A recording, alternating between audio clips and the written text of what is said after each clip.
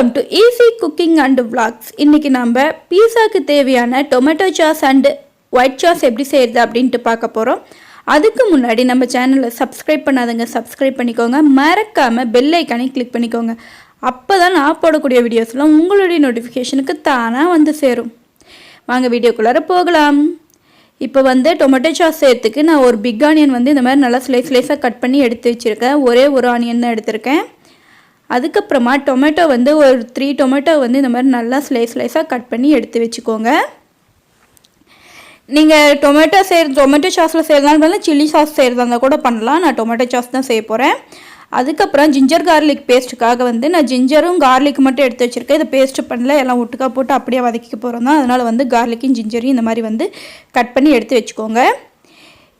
இதை சாஸ் செய்கிறதுக்கு நம்ம வந்து பட்டர் தான் மோஸ்ட்லி ஆட் பண்ணணும். ஸோ வந்து பட்டர் வந்து 1 டீஸ்பூன் வந்து நான் எடுத்து வச்சுருக்கேன். கூடயே நான் நெய்யும் ஆட் பண்ண போகிறதுனால 1 டீஸ்பூன் பட்டரும் நெய்யும் எடுத்துக்கிறேன். அதுக்கப்புறமா ஒயிட் சாஸ் செய்கிறதுக்கு நம்மளுக்கு வந்து மில்க் தேவை. ஸோ வந்து மில்க் வந்து எடுத்துருக்கேன். நான் இது கெட்டி மில்காக இருக்கணும், இது வாட்டர் கலந்துருக்கக்கூடாது. ஸோ வந்து நல்லா திக்காக இருக்க மில்காகவே எடுத்து வச்சுக்கோங்க. நான் 1/4 டம்ளர் வந்து மில்க் வந்து எடுத்து வச்சுருக்கிறேன். ஏன்னா இந்த ஒரு வேளைக்கு அப்படிங்கிறதுனால ஒயிட் சாஸ் அப்பப்போ செஞ்சிங்கன்னா தான் நல்லாயிருக்கும். அதுக்கும் தேவையான அளவுக்கு பட்டர் எடுத்துக்கோங்க. மில்க் சாஸ்க்கும் வந்து பட்டர் தான் தேவை. ஸோ பட்டர் எடுத்துக்கோங்க. மில்க் சாஸ்க்கு வந்து அப்பப்போ செஞ்சிங்கனாவே நல்லா இருக்குன்னா கெட்டுடும். ஏன்னா மில்க்குனாவே கொஞ்சம் கெட்டுற பொருள் தானே, அதனால தான் அப்போயே ஃப்ரெஷ்ஷாக செஞ்சிங்கன்னா நல்லாயிருக்கும்.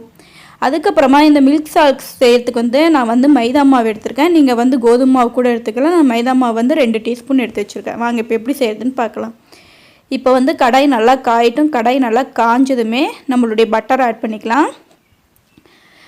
பட்டர் நல்லா வந்து கரைஞ்சதுமே கொஞ்சோண்டு வந்து நான் நெய் வந்து 1 டீஸ்பூன் வந்து நெய் ஆட் பண்ணிக்கிறேன். நெய் ஆட் பண்ணி நெய் நல்லா வந்து உருகின வேட்டி நம்ம வச்சுருந்தோம் பார்த்திங்களா மைதா மாவு, அதை இதில் ஆட் பண்ணிக்கலாம். அந்த மைதா மாவோடைய ஸ்மெல் போகணும். அடுப்பு வந்து லோ ஃப்ளேமில் வச்சுக்கோங்க. இந்த மாவுலாம் போடுறப்ப அடுப்பு லோ ஃப்ளேமில் வச்சு நல்லா மிக்ஸ் பண்ணி விட்டுக்கோங்க. இது போட்டதுமே கொஞ்சம் வந்து திக்காகிற மாதிரி இருக்கும். அதாவது பட்டர் பதத்துக்கே வந்துடும். இதையும் பார்க்குறதுக்கு அந்த லெவல் வர வரைக்கும் நல்லா மிக்ஸ் பண்ணி எடுத்துக்கோங்க. நம்ம பீஸா வந்து ஏற்கனவே போட்டோம் வீடியோ. வேணும்னா மேலே வந்து ஐகானில் கொடுக்குறேன், போய் பார்த்துக்கோங்க. வீடியோ ஃபுல்லாக பார்த்துட்டு அதுக்கப்புறம் அதில் போய் செக் பண்ணிக்கோங்க.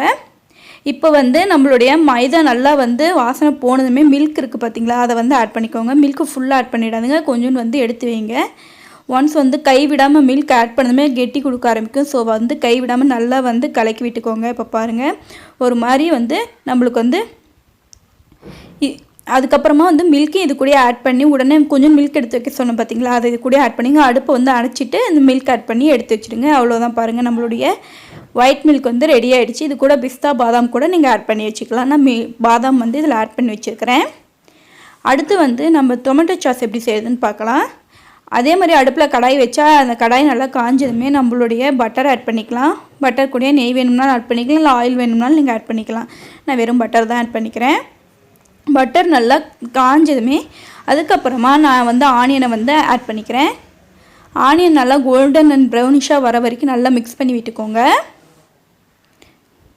இது வந்து வீட்டில் நம்ம கடைகளில் கிடைக்கிற சாஸையை கூட வாங்கி கூட நம்ம இந்த பீஸா செய்யலாம். பட் எல்லாமே வந்து ஃப்ரெஷ்ஷாக இருக்கணும், ஹெல்த்தியாக இருக்கணும் அப்படிங்கிறதுக்காக எல்லாமே வீட்டிலே அப்பயே ஃப்ரெஷ்ஷாக ப்ரிப்பேர் பண்ணி நான் செஞ்சது. அதனால தான் நான் வந்து இதை நம்ம சாஸ்லேயே அப்போ எப்படி செய்கிறது, எப்படி பண்ண முடியும் அப்படின்னு நினைக்காம நம்ம வீட்டிலே டக்குன்னு செய்யக்கூடியதாக தான் இது பண்ண போகிறோம்.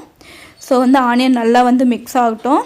ஆனியன் நல்லா கோல்டன் ப்ரௌனிஷாக ஆனதுமே நம்ம வந்து ஜிஞ்சரையும் கார்லிக்கையும் ஆட் பண்ணிக்கலாம். அதையும் நல்லா மிக்ஸ் பண்ணி விட்டுக்கோங்க. உங்களுக்கு இது பண்ண பிடிக்கலன்னா நீங்கள் கடைகளில் கிடைக்கிதில்ல சாஸ், அதை கூட வந்து வாங்கிட்டு வந்து கூட நீங்கள் யூஸ் பண்ணிக்கலாம். அதுக்கப்புறமா டொமேட்டோவையும் ஆட் பண்ணிக்கோங்க. இப்போ எல்லாத்தையும் ஒட்டுக்கா மிக்ஸ் பண்ணி விட்டுக்கோங்க. இதுக்கு உங்களுக்கு தேவையான அளவுக்கு இதுலேயும் காரத்தை ஆட் பண்ணிக்கலாம். இல்லைன்னா ரெண்டாவது வந்து இப்போ வாட்டர் வந்து கொஞ்சம் ஆட் பண்ணிக்கிறேன். ஏன்னா அந்த தக்காளி ஃபுல்லாக வந்து நம்மளுக்கு நல்லா ஃபுல்லாக அந்த வாட்டர்லேயே வந்து நல்லா வந்து மைய வந்து பிசைஞ்சு வர அளவுக்கு வந்து நாம் அந்த ஹீட்லேயே வந்து நல்லா தக்காளி வந்து வேக வச்சு எடுத்துக்கணும். இப்போ தக்காளி நல்லா வேக வச்சு எடுத்து அரைச்சிக்கோங்க. மிக்சியில் ஆற வச்சு அரைச்சிக்கோங்க. அதுக்கப்புறமா அந்த தக்காளி வந்து நம்ம இப்போ திருப்பியும் வந்து கலக்க போகிறோம். திருப்பியும் கடாயில் ஒரு ஆயில் ஊற்றி ஆயில் நல்லா காஞ்சதுமே நம்ம இப்போ மிக்ஸ் பண்ணி வச்சு நம்ம அடித்து வச்சுருந்தோம் பார்த்திங்களா அந்த டொமேட்டோவை அந்த கிரேவி வந்து நான் இதில் ஆட் பண்ணிக்கிறேன். ஆட் பண்ணிக்கிட்டு கொஞ்சோண்டு வாட்டர் ஆட் பண்ணிக்கிறேன். ஒன்ஸ் வந்து நல்லா மிக்ஸ் பண்ணி விட்டுக்கோங்க. இப்போ அது நல்லா கடாயிலேருந்து அந்த தக்காளி ஃபுல்லாக வந்து ஓரளவு மயிற அளவுக்கு வந்து வெந்த வேட்டி நம்ம ஆற வச்சு மிக்சியில் போட்டு பிளெண்ட் பண்ணி எடுத்து வச்சுக்கணும். அதுக்கப்புறமா இந்த மாதிரி கடாயில் கொஞ்சோண்டு வந்து ஆயில் ஊற்றி திருப்பி அந்த பிளெண்ட் பண்ணி எடுத்து வச்சதை வந்து கிரேவி அதில் ஆட் பண்ணி இந்த மாதிரி வந்து கொஞ்சம் நான் 2 டீஸ்பூன் வந்து சில்லி போட்டுக்கிறேன். நீங்கள் உங்களுக்கு எவ்வளோ வேணுமோ அதுக்கேற்ற மாதிரி போட்டுக்கோங்க. வாசனைக்காக பெருங்காயம் ஆட் பண்ணிக்கிறேன். நான் மிளகாத்தூள் வந்து 2 டீஸ்பூனும் அப்புறம் வந்து பெருங்காயம் வந்து சின்னதாக ஒரு சிட்டிகை மட்டும் ஆட் பண்ணிக்கிறேன். கொஞ்சம் வந்து வாட்டர் ஆட் பண்ணிக்கோங்க. ஏன்னா அந்த ஸ்மெல் மிளகாவோட ஸ்மெல் போகணும் அப்படிங்கிறதுக்காக வாட்டர் கொஞ்சம் ஆட் பண்ணி அந்த ஸ்மெல் போகிற வரைக்கும் வெயிட் பண்ணுங்கள். நல்லா கொதிக்க விடுங்க. இது ஒரு 5 மினிட்ஸ் நல்லா கொதிக்க விடலாம்.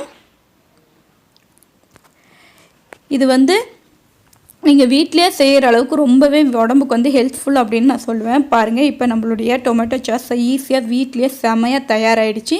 இப்போ நம்ம பீஸா செய்ய வேண்டியது தான் பாக்கி. இல்லைன்னா நீங்கள் இந்த சாஸை வீட்டிலே செஞ்சு கூட மற்ற எல்லாத்துக்கும் கூட யூஸ் பண்ணிக்கலாம். அவ்வளோதான், நம்மளுடைய tomato sauce and white sauce தயாராகிடுச்சு. நீங்களும் கண்டிப்பாக செஞ்சு பாருங்கள். செஞ்சு பார்த்துட்டு நம்மளுடைய சேனல் பிடிச்சிருந்தா சப்ஸ்கிரைப் பண்ணிக்கோங்க. மறக்காமல் பெல் ஐக்கனை கிளிக் பண்ணிக்கோங்க. அப்போ தான் நான் போடக்கூடிய வீடியோஸ் எல்லாம் உங்களுடைய நோட்டிஃபிகேஷனுக்கு தானாக வந்து சேரும். நம்மளுடைய சேனல் பிடிச்சிருந்தா சப்ஸ்கிரைப் பண்ணிக்கோங்க. தேங்க்யூ. அடுத்த வீடியோவில் பார்க்கலாம்.